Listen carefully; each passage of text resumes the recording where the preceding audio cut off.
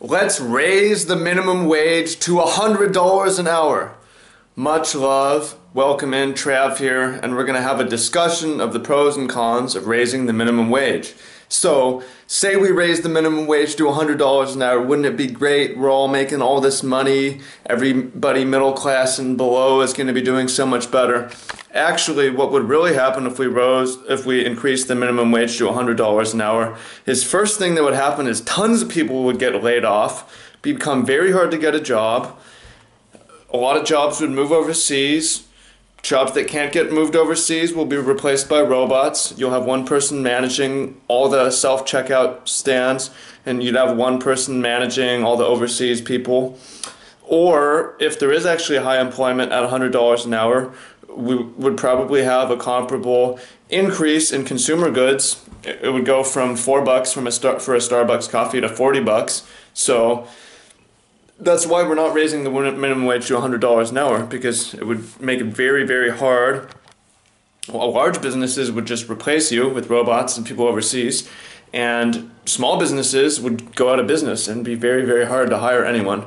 So that's why we don't raise to 100. On the other hand, if we lower the minimum wage to $1, let's say we do that instead. Well, if the minimum wage is $1, I would hire 5 of you right now if you're willing to work for that much. Some people maybe. So we'd have a big increase in employment. Everyone could have a job if they want one. Those jobs would suck though. Your living wages would suck. That's not a very good fix either.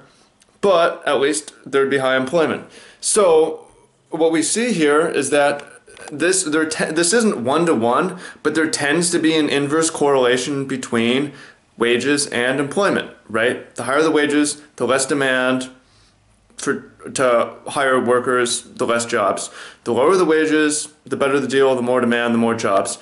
Therefore, raising the minimum wage has to be analyzed with very serious pros and cons, right? It's not as simple as, don't you want everyone to be paid more money? Well, actually, people might be paid more money overall if there's more jobs. The minimum wage is lower. So when we talk about discussions of raising the minimum wage to $15 an hour, I want a discussion of the pros and cons, not discuss it moralistically, right? We need to be honest with ourselves and say there's some very, very serious consequences to poor people if we raise minimum wage that high.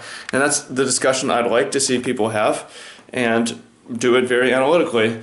And it looks like 15 is just a round number that sounds good. I haven't seen anything, any graphs, any right?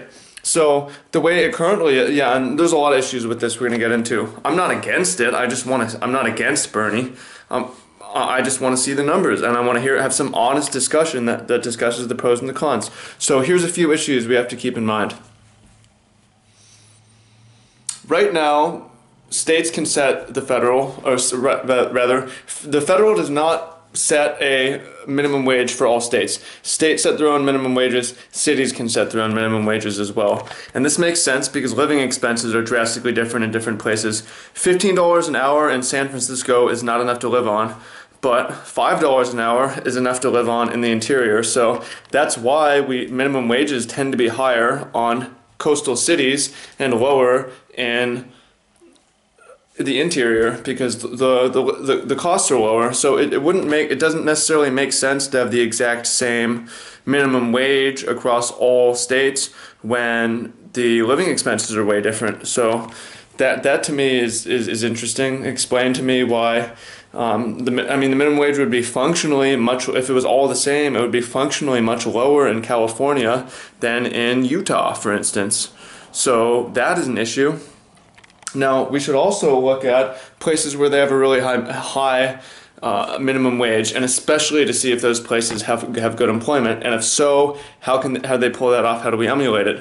One place where it hasn't worked so well is the $15 minimum wage in SeaTac, Seattle-Tacoma. Raised the minimum wage to 15, and predictably, it's not as bad as raising to 100, but employment went down. A lot of people had to be fired. People had to be let go, right? That's what happens. It's unfortunately you can't keep everyone on. Businesses don't always have the money, especially the small ones, and that had negative consequences. So let's look overseas. There's places like Australia and EU that tend to have higher higher that tend to have higher minimum wage, and how is their employment? Well, that is some, I don't actually have all the answers to that, so that could be the discussion we have.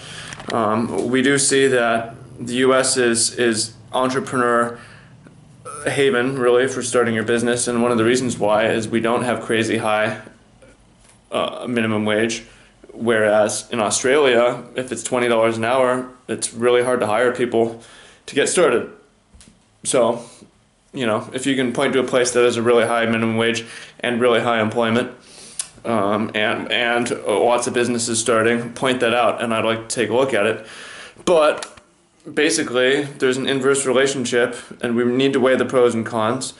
And why should it be the same for different places with extremely disparate living expenses? That doesn't make sense to me. So please, someone explain that to me.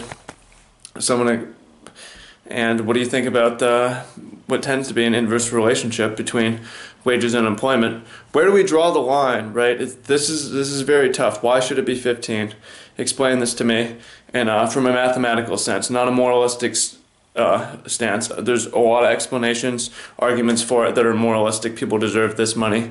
Well, show me the math that people actually get this money. So let's not raise the minimum wage to 100, and let's not lower it to $1. Let's be very careful about what we draw the line. And in my opinion, why should we not let the states and cities determine that locally based on the living expenses of that specific area?